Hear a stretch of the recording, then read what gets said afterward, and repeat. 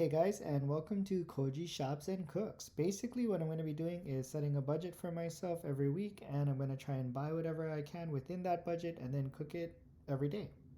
So, as you can see by this picture, I have 2,000 yen here, which is basically $20 in USD, and I'm going to try and see if I can buy enough food to cook for the week here. This grocery store is called Yaoko. It's kind of near my house. It's about, I think, a 15-minute drive, maybe not that long. But basically, I like to shop here because a lot of the product is incredibly affordable. And as you can see, I was able to get everything within my budget of $20. So there's a lot of misconception or a little bit of confusion about Japan, and everybody thinks that meat products are incredibly expensive. And to a degree, that is definitely true, but that's generally in regards to beef. If you're somebody like me who doesn't mind chicken and or pork and a whole lot of vegetables and tofu, then this is the place for you. And it's definitely something you can do within this budget. So for the first meal, we're doing a MAPO Tofu with a little bit of cabbage in it and of course some rice. And as you could see, I washed my rice so that nobody like Uncle Roger or anything like that can come at me because I was born making rice, so I know how to do it correctly.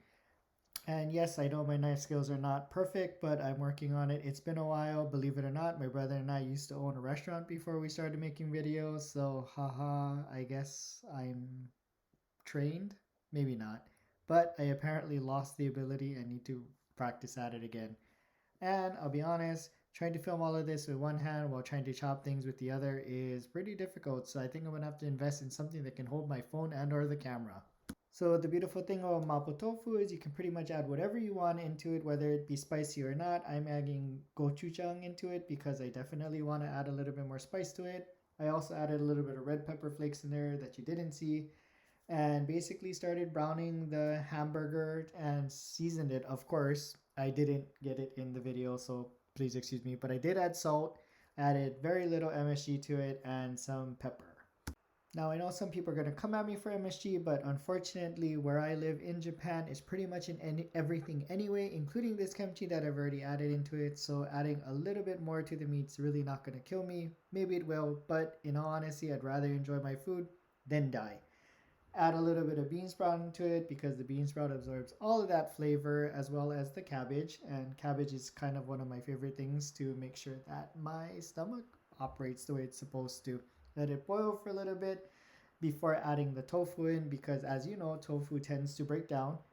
So you add it in at the end and you let that bad boy soak up some of the juices for a little bit before you actually serve it. Then once you're done, you're going to add a little bit of garnish to it because everybody, especially the people in Japan, like to eat with their eyes. So this is my version of mapo tofu on rice, and I hope you enjoy it. If you want the recipe, I'm going to try and write it down in the description, but I can't promise you that it'll be exact because for a lot of my cooking, I just throw whatever I want into it. But this meal probably came out to about $1.75 or so, but I'll get the exact numbers in the description. All right, see you later. Bye.